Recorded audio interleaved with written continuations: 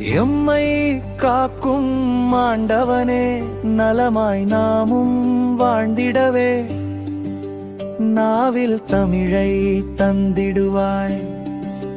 அன்பும் அறிவும் கல்வியும் நிறைவாய் எமக்கு தந்திடுவாய். மாதா பிதா குருவையும் நலமாய் காத்திட வேண்டுகிறோம். வீடும் நாடும் செழித்திடவே